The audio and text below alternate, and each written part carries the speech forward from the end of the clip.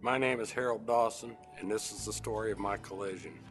In February 2003, my 19-year-old daughter, Kaylee, found a lump on her breast. She went to have it checked. They said she was young enough we shouldn't have to worry about it. We went ahead and had it biopsied just to be sure. A few days after the biopsy, she called me at work and was hysterical. It was breast cancer and she would need to start treatments right away. The tumor grew from the size of a penny to the size of a golf ball in 2 weeks. Not long after that, they found another tumor inside her chest, wrapped around her heart. The doctors told us it was inoperable and incurable. We just held out hope that it would go into remission. She started chemo initially. Initially, the tumor started to shrink. 2 weeks later, they started to grow in different places. What the doctors discovered was they could slow it down, but they couldn't stop it.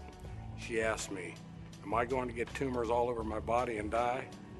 How do you answer a question like that? Throughout her illness, people offered to pray for her. There were so many people praying, even entire churches, but not me. I was mad, because the whole time I was just watching Kaylee waste away to nothing. And even with all these people praying for her, the thing that she valued most was taken from her independence. She had to depend on others for everything. That hurt me. That made me even angrier.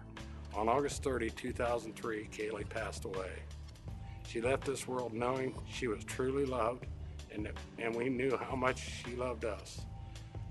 But here's the thing, I wasn't sure where Kaylee went after she died. See, I didn't take my kids to church when they were growing up, so I asked the hospice minister how I could be sure where Kaylee was.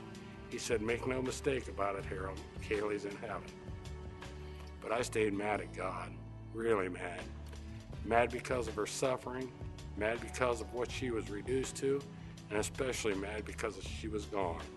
I couldn't even go to the cemetery without wanting to break everything in sight. I was mad because so many people's prayers weren't answered the way I thought they should have been. I stayed mad for years.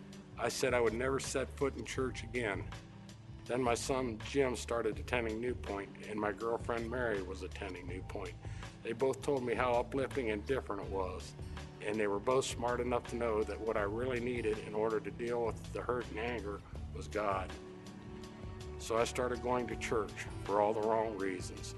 But interestingly, I started hearing about God in a very different way. I wasn't ready to give my life to Christ. I wasn't done being mad at God. And if I gave in to Christ, well, that would have made me a quitter, so I thought. Then I had a collision.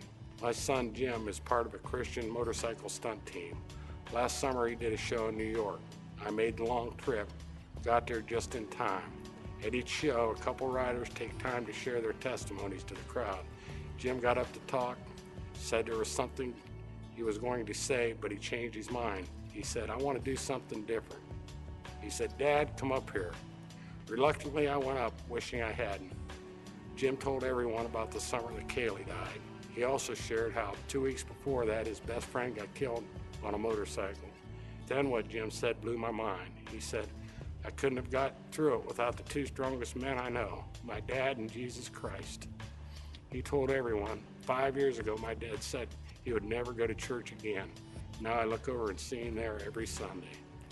In that moment, my life collided with Christ, and I knew I needed to make a decision to follow him, so I did. That decision wasn't easy. Collisions never are. You could even say that I came to Christ kicking and screaming the whole way. But I tell you this, it's the best decision I ever made. I'm different now. God is changing me from the inside out, and people are noticing the difference. They want to know how it happened, and I tell them it took an awful lot for me to get to this point, and it started with a collision. So mine is really the story of two collisions, Kaylee's and mine.